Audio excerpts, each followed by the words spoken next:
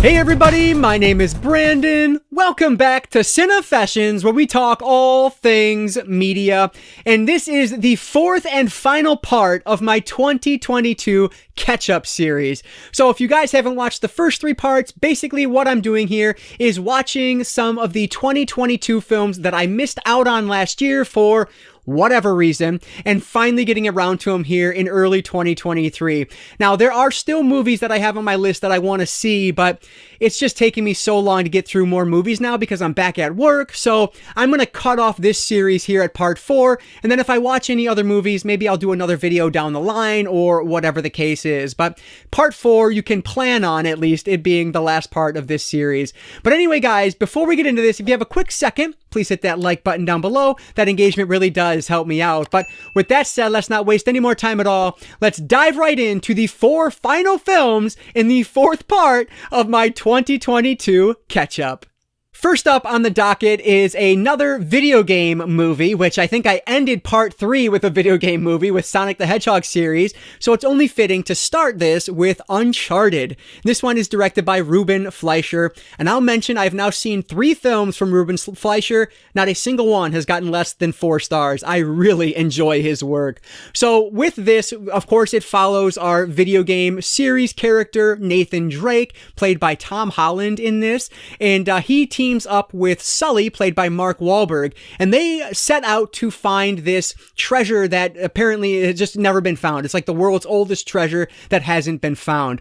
So that's what we're watching here. Obviously, there is a lot more to it than that. Nathan Drake is also really trying to get back with his brother, figure out what happened to him, because they split up when they were in an orphanage at one point, and he's just never seen him since. And so that's what we're following here for the most part. It is an action-adventure film trying to find a lost treasure. The main villain in Uncharted is played by Antonio Banderas, and he is excellent in this villain role. I thought it was so cool to see him because I don't even know the last movie I've seen him in recently, but I thought he did just a great job in this. Super unlikable, which is exactly how he's supposed to be. I just loved the way his character was written and specifically how he played it. I thought he did such a great job. On top of that, and I know this is not a popular thing to say, but I'm a huge fan of Tom Holland and Mark Wahlberg in other things they've done separately.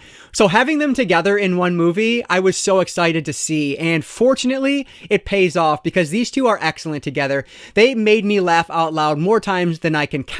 I thought their on-screen chemistry was just, it worked really well. And then there's Sophia Ali plays Chloe, which is our like third treasure hunter here that ends up forming a trio with these two. And she's perfect alongside them. She is that, I don't know, she's just like a great third person, a third wheel to these two characters. And so I liked the dynamic between the characters' relationships in this. I thought it just worked really well. Is Sully someone you can trust? Is he not? Is Chloe someone you can trust? What's going on with Nathan Drake and his brother? There's just a lot of intrigue here, and I think it works really well to help drive the plot forward. And that's another thing. The pacing in this movie I thought was done really well. This one is just shy of 2 hours, but the runtime flew by. I was having a great time right from that opening sequence. There are so many really cool set pieces here. Yes, a lot of them are obviously CGI in front of a green screen, but I didn't think about that while I was watching it. Like, they look really good. There's a sequence where they are like flying out of a plane. Actually, it's literally when the movie opens is that sequence, and it's just done so well. It looks really cool, and of course it is directly from the video game. I've not played the games, but I have seen the trailers, and I've seen probably other people play parts of it over the years, and so I definitely remember that moment from the video game. And our character from the game, the name is totally escaping me right now, but the voice actor from the video game series actually has a cameo in this as well. So I thought that was really cool to see. So there was just a lot of like little homages, much like Sonic, maybe less than Sonic, but still some really cool ones that I enjoyed. Awesome set pieces. I thought the adventure story was told really well. It feels like an Indiana Jones style film, but for modern audiences. Mark Wahlberg and Tom Holland are excellent together. So if you like them, you'll probably enjoy this movie alone because they really carry this entire thing, and this just works well. I thoroughly enjoyed this. Kind of turn off your brain, don't think about it too much, big over-the-top action film in the style of Indiana Jones. Great movie. I am now someone that absolutely wants to play the video games, and so I have to get around to that soon, but I loved Uncharted. I thought it was great. I ended up giving Uncharted, directed by Ruben Fleischer, 4 out of 5 stars. All right, so of all 4 movies I'll be talking about today, I have a feeling that this movie is the one that will generate the most comments down below. Now, will you be agreeing with me or disagreeing with me? That's up for debate, but I really feel like this is the one that people will want to talk about most. This is Pearl. This, of course, is directed by Ty West. This is the prequel to one of my absolute favorite films I watched last year, horror or otherwise, X. Because I loved X so much, I was looking forward to seeing Pearl, like, more than I could possibly say.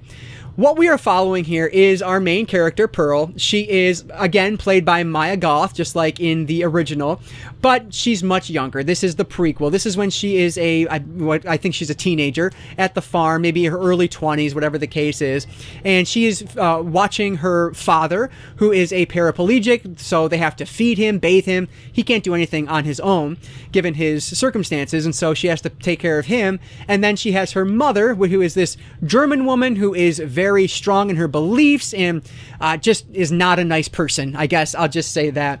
And Pearl wants more than what is in front of her. She wants more than the farm. She keeps saying that she is special and she wants to be famous. She needs to be famous. She wants to go dancing like the girls she watches in her pictures, her movies that she goes into the city to see. And so that's what we're following here in Pearl, is the story of how Pearl came to be. Because I was so excited to see this one and my expectations were so high because of how much I loved X, I have to say that Pearl is probably my biggest disappointment that I've watched in this series of 2022 films that I've been watching. I just was so disappointed with what Ty West had to offer on this one. Now, let me start by saying that Mia Goth, absolutely phenomenal. Without her, this would be like a 1-star film, but she elevates it so much just with her incredible performance. Unfortunately, there's not a whole lot else worth watching here. I did not need this, and that sucks because I really wanted this when it was announced and when I knew it was coming. But what we get is basically, I think this is like 102 minutes. Yeah, we get about 100 minutes of a main character just wallowing in her own self-pity.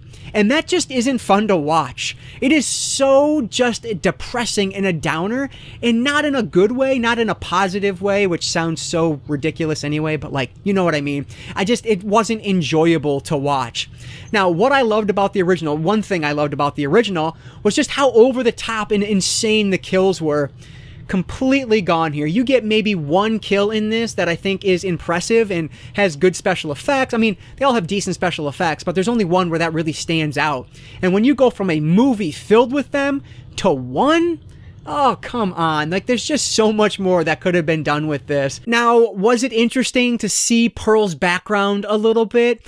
I mean, arguably, yeah, it was interesting to see her parents and kind of what made her the way she was, even though it doesn't even really do that. It just, she wants more, she's crazy. That's pretty much where it is. But I don't know, like, anyway, the way I'm going with this is maybe this would have been better as a short film, because as a feature-length movie, it was just too slow. Didn't do enough interesting things to keep my interest the entire film. And so I was just super disappointed with this, which I've probably said 1,700 times now. So I don't know, I guess I'll leave it there. Like, I just wanted more with how insane and awesome X was. I don't know how you go from that to this. Not a terrible movie. I gave Pearl, directed by Ty West, 2.5 out of 5 stars, but admittedly, most of those stars come from Mia Goth's performance because she's phenomenal. She is just incredible as an actress, and I cannot wait to see more from her. I'll see the sequel to X. I believe that the next one is actually a sequel to X as opposed to a prequel. I will definitely watch that, and I'm just hoping that it's more like X and less like Pearl.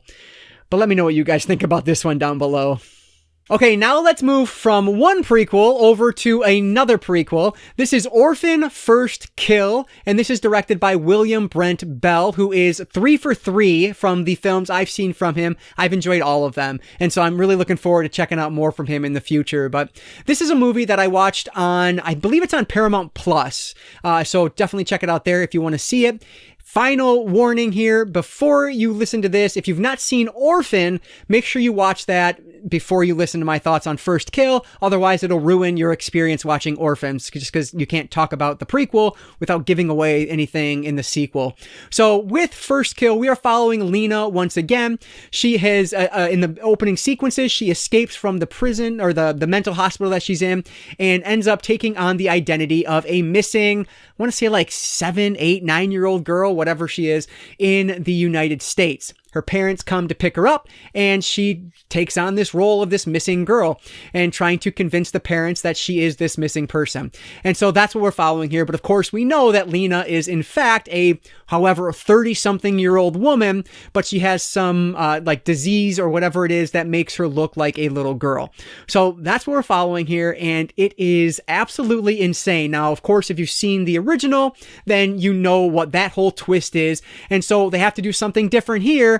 And boy, do they. This one threw me for a loop. I loved what they did with this. Now, I did have to suspend my disbelief a little bit in this one because the family just takes her in so easily. The police just believe this story so easily seemingly without any blood tests, without any tests whatsoever to see if this is actually the missing person or not. And so the whole premise of her getting to the family was, you have to suspend your disbelief in order to go with it. But once you're able to do that, it's just crazy from there, and it's bonkers, and it's a blast. And so this is one that I was able to do that. I was able to just go with it, and I had a great time with it. Obviously, this is another one that, like Orphan, there is some like craziness happening in the middle of this, and I didn't see it coming at all. I thought it was so cool to see. The characters in this are so interesting because like you love them, you hate them, you don't know who you like, you don't know who you love as the movie goes on. And I really enjoyed that aspect of it.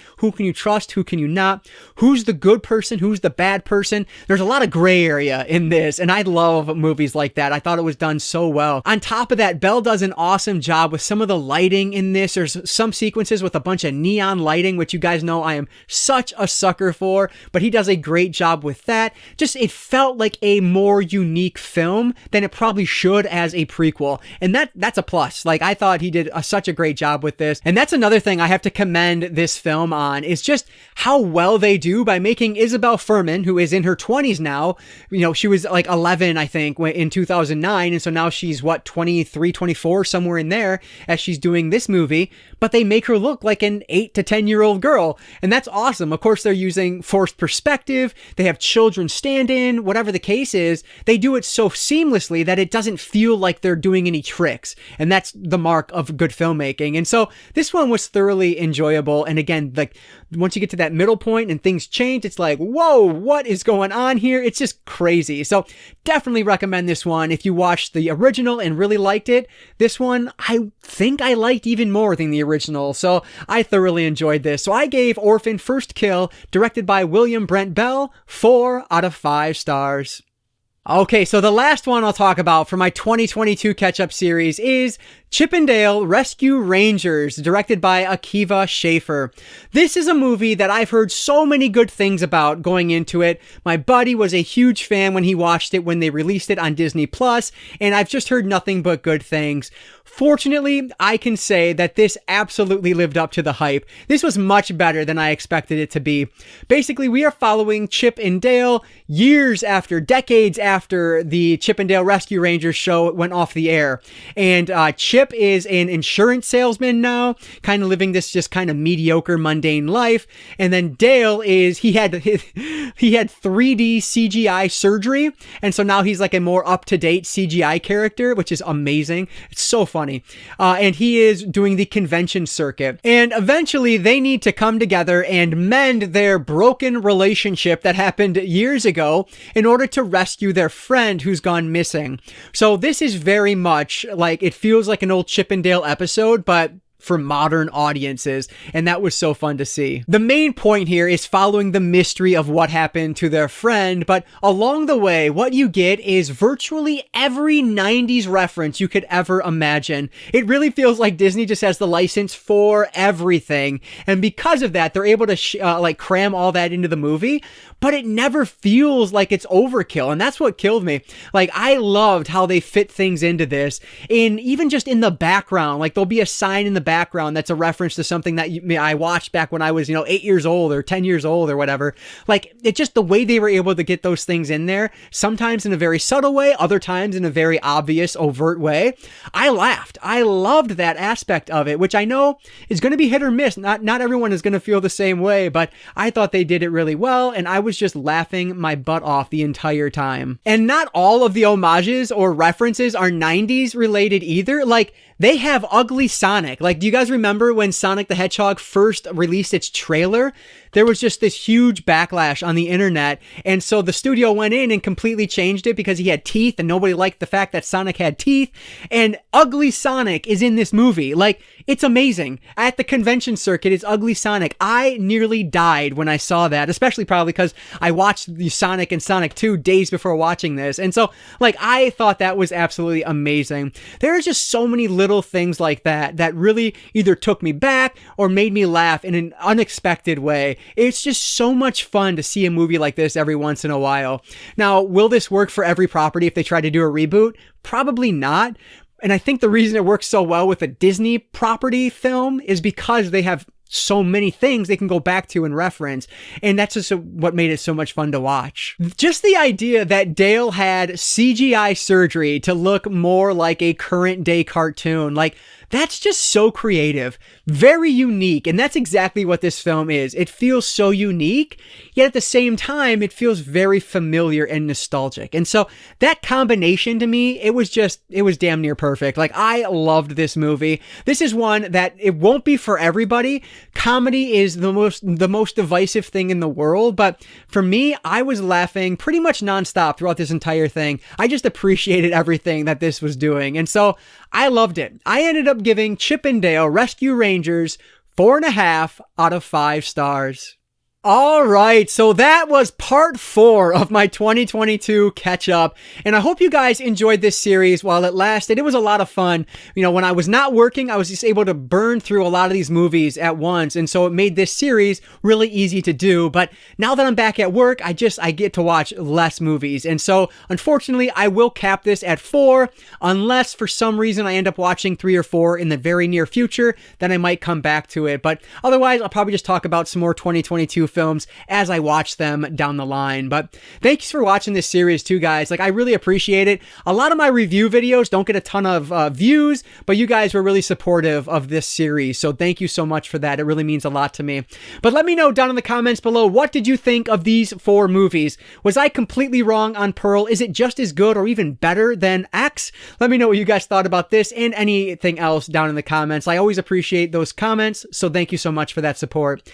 But as always, if you guys enjoyed this one, please hit that like button down below. That engagement really does help me out. And like I always say, I don't just talk movies, I talk all things media. Books, movies, video games, graphic novels, manga. If it's media related, I'm interested in it. And if you are too, you might consider subscribing.